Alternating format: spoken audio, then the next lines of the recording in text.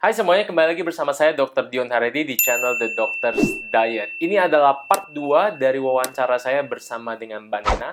Di part pertama, kalau teman-teman belum nonton, bisa tonton di sini ya. Atau nanti saya tulis di kolom description box di bawah. Nah, di part 1 kita udah berbicara dengan Mbak Nena, dan kita sudah tahu bagaimana Mbak Nena memulai dietnya, kenapa dia memulai, dan apa saja rintangan yang ia lewati.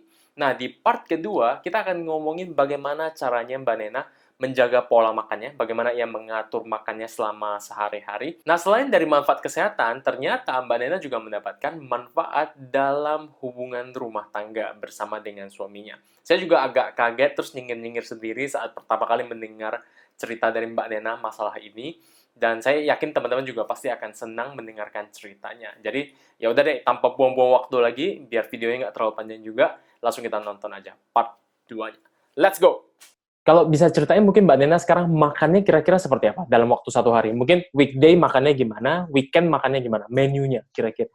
Aku ibu rumah tangga sejati yang suka masak, Dok. Jadi aku semuanya makannya masak sendiri. Kalau pagi biasanya kita makannya yang ringan-ringan aja, Dok. Kami selalu sedia buah, kami makan buah. Terus sekarang aku sudah terbiasa makan oat di pagi hari. Oh, ada makan oats juga, oke. Oats, ya. Tapi nggak pakai milk, Dok, karena aku memang nggak suka susu. Aku nggak suka olahan susu. Aku nggak begitu suka keju. Oh, oke. Oatsnya diapain? Aku Direbus biasa aja gitu? rebus biasa aja, kadang dicampur sama pisang, kayak gitu loh, Dok. Oh, ada Dicampur. sama buah ya? Oke. Setelah itu? Kadang-kadang kalau pingin yang lebih berenergi, aku tambahin kismis kayak gitu, biar ada manis-manisnya. Tapi Pakai makan buah oats kering. biasa gitu, nggak enak sama sekali? Awalnya sih enak banget, Dok. Tapi mungkin karena aku lebih happy karena sekarang aku udah merasa sehat, aku udah menstruasinya lancar banget, jadi aku happy menjalani ini. Oh, itu. Jadi kayak ada aspek ini juga, saya juga merasa seperti itu. Ada satu aspek di mana kayak makanan awalnya mungkin kita merasa nggak enak. Misalnya kayak dada ayam, Iya. sayur-sayuran, di awal mungkin merasa nggak enak. Tapi kalau kita tahu ada manfaat kesehatan di makanan tersebut, rasanya itu menjadi lebih tolerable, menjadi lebih bisa istilahnya Iya, dinikmati, betul. seperti itu. Iya, Iya, ada aspek iya bener, seperti Dok. itu. Aku bangga sama diri aku sekarang yang, aku berhasil nurunin berat badan segini. Terus aku berterima kasih sama makanan-makanan sehat itu, Dok. Jadi aku merasa bukan nggak beban lagi gitu. Benar. Terus setelah makan oats, ada buah-buahan, terus ada snack mungkin atau makan siangnya gimana coba? Makan siangnya biasa aja. Aku tetap prioritaskan harus ada karbohidratnya, harus ada proteinnya, harus ada seratnya. Aku bukan tipe orang diet yang nggak makan karbo. Aku nggak bisa tanpa nasi. Berarti ada nasi, Cuma terus sekarang ada nasinya itu pakai nasi merah. Ya kadang-kadang aku makan nasi putih juga, tapi milih nasi merah oke. karena kandungan seratnya mungkin, Dok, ya. Iya benar. Ada kandungan serat tambahan di sana, ya lumayan sebenarnya kalau misalnya kita tambah-tambahin ya, lumayan juga ada dari sana kandungan seratnya. Jadi kalau misalnya alasan untuk makan nasi merah karena memang kita mau mendapatkan serat lebih, vitamin dan mineral tambahannya itu justru bagus banget menurut saya. Iya. Selama kita juga nggak kesulitan sih Iya. sebenarnya. Suaminya dan anaknya mau makan nasi merah juga. Awalnya mereka nggak mau, Dok. Jadi aku Oke. punya rice cooker yang beda, ya. Iya, Aku tahu punya yang saya. kecil yang khusus untuk aku sendiri. Tapi Nah, lama-lama mereka ngelihat perubahan aku yang luar biasa, suami aku jadi ikutan. Dan mereka sekarang udah nggak komplain lagi. BTW suaminya berat badannya turun juga atau enggak? Atau gimana? Turun, Dok. Ikut turun juga? Tapi nggak banyak sih turunnya. Dia paling turun sekitar 5-6 kilo, tapi itu sudah Lumayan. lumayan. Yang tadinya bajunya, dia harus pakai baju dalam, Dok. Baju dalaman gitu. Karena katanya perutnya sering kelihatan kalau lagi duduk. Oke. Kemejanya kebuka. Sekarang udah nggak lagi. Sekarang ya itu juga ada perutnya berarti yang kelihatan. merasakan ada Iya, manfaatnya betul, juga ya. dokter. Terus kalau kayak cemilan-cemilan gitu masih sering nyemil-nyemil apa gitu nggak? Yang Nyemil manis-manis. dong, Dok. Masih Nyemil. Kalau nyemil ya? dulu enggak, kalau sekarang ngemil dong. Karena kan aku olahraga. Oh, oke. Nyemilnya apa biasanya? Iya. Yang suka dicemilin? Biskuit harus selalu ada di rumah. Oh, oke. Biasalah, Dok. Keripik-keripik kadang-kadang. Tapi itu nggak kayak dulu, Dok. Tuh, kalau dulu aku makan keripik itu, sampai toplesnya itu aku pangku di depan TV, Dok. Dicemilin sampai habis. Tapi kalau sekarang, pas lagi pingin aja, habis makan itu biasanya pingin ada rasa-rasa pingin ngemil, paling 1-2 biji aja. Udah misalnya bisa menjaga sendiri ya. Terus kalau malam hari gitu Betul. udah jarang-jarang nyemil juga ya berarti ya. Iya, betul. Oke. Berarti sebenarnya saya udah ketemu hampir semua jawaban yang saya inginkan sebenarnya. Maksudnya apa yang ingin kita bahas di video ini lebih ke arah bagaimana Mbak Nena awalnya itu memulai. Jadi ini sebagai salah satu motivasi juga ya buat teman-teman semuanya. Bagaimana sih sebenarnya teman-teman saya yang lain yang baru mau mulai diet, yang baru mau menurunkan berat badan, gimana sih cara mulainya dan kenapa mereka memulai seperti itu. Setelah itu bagaimana caranya mereka mempertahankannya. Terus kalau saya lihat dari Mbak Nena, awalnya mungkin dengan metode diet seperti OCD. Terus setelah berjalani setelah 3 bulanan ya, Mbak Nena mungkin merasa nggak enak, nggak nyaman, merasa tubuhnya nggak cocok, akhirnya mencoba cara metode diet yang lain, tapi dengan istilahnya ilmu yang lebih berbeda. Maksudnya istilahnya memprioritaskan makanan, pilih-pilih makanan juga lebih pinter, bisa menjaga nafsu makan juga, dan seterusnya. Saya rasa banyak sekali yang bisa dipelajari. Jadi, saya rasa sih sebenarnya apapun jenis diet yang kita mulai di awal, sebenarnya keinginan kita untuk belajar juga penting ya Mbak Nena. Jadi betul. kita untuk belajar. Tahu ilmunya dulu dok. Benar. Jadi kalau ilmunya sudah bagus, dasarnya, mindsetnya juga sudah tepat, terus habis itu kita juga belajarnya dengan baik, rajin, kita praktekkan, saya rasa pasti akan mendapatkan hasil yang bagus.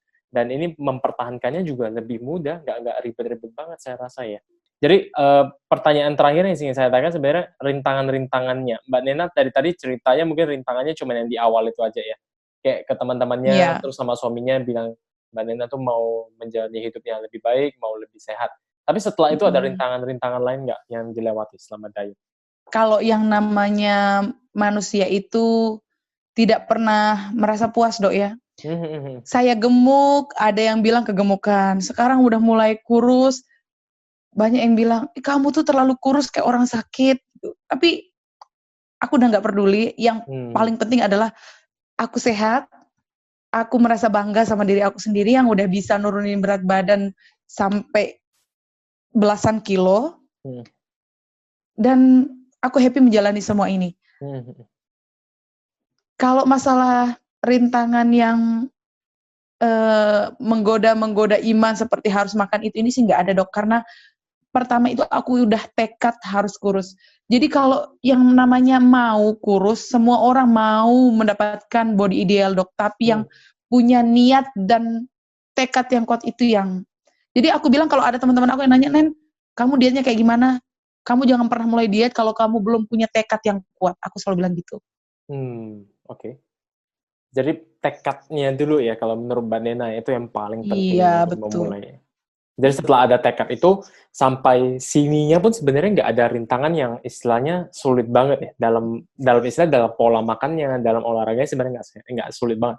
Yang lebih sulit mungkin dalam kayak menghadapi omongan orang lain. Tapi itu pun sebenarnya saya rasa semua teman-teman yang mencoba merubah gaya hidupnya ya, nggak cuma masalah nurunin berat badan diet, orang yang merasa merokok misalnya atau mau ngapain gitu yang merubah gaya hidupnya sehari-hari pasti sering dapat kayak gitu, kayak pasti ada aja yang ngomongin kayak gitu, pasti ada juga ya istilahnya, tapi ya memang harus dihadapi. Habis itu ya ujung-ujungnya juga ya bodo amat sih sebenarnya. Yang penting saya merasakan manfaat, saya merasa lebih baik, orang-orang di sekitar saya juga merasakan manfaatnya, ya itu sih sebenarnya.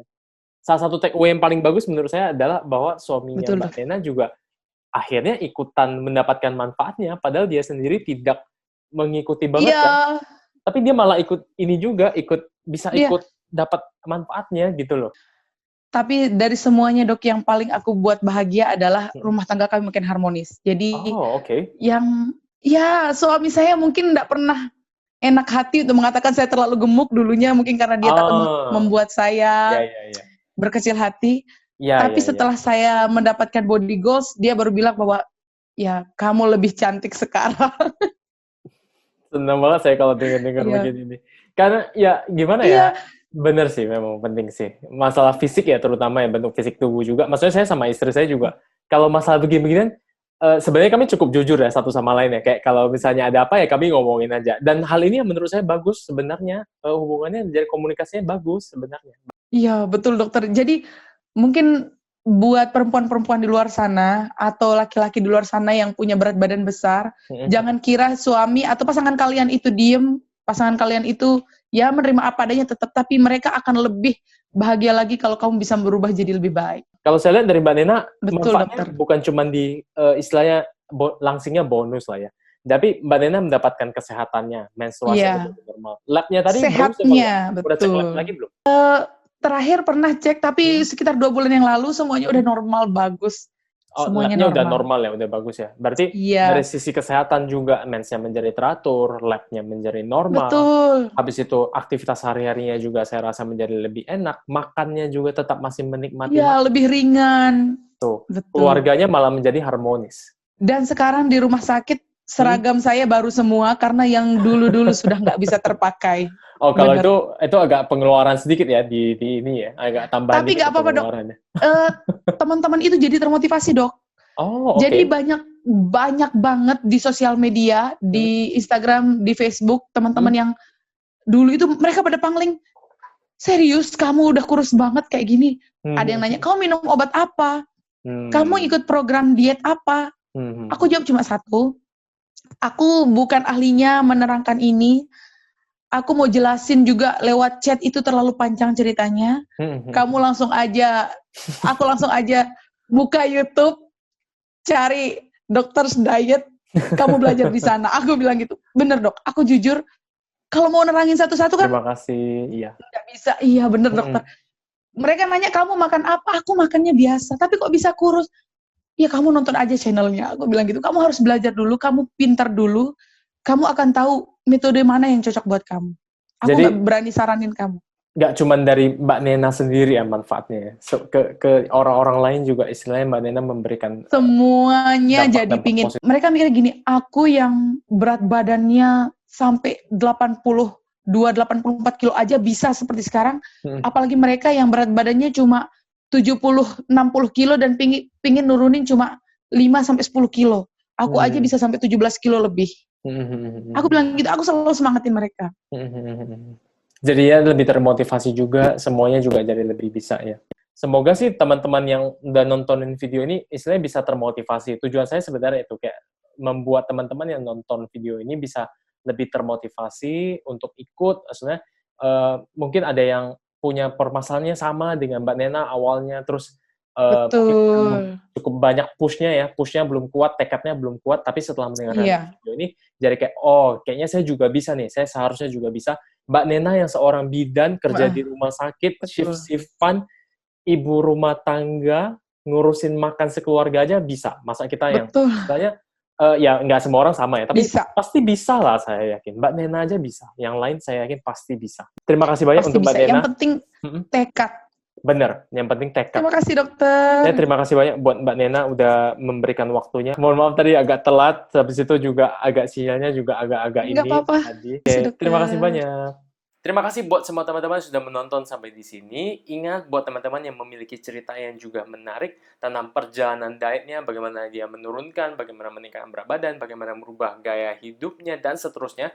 Silahkan tuliskan di kolom komentar di bawah, atau bisa juga kirimkan DM ke Instagram saya di @dionharyadi.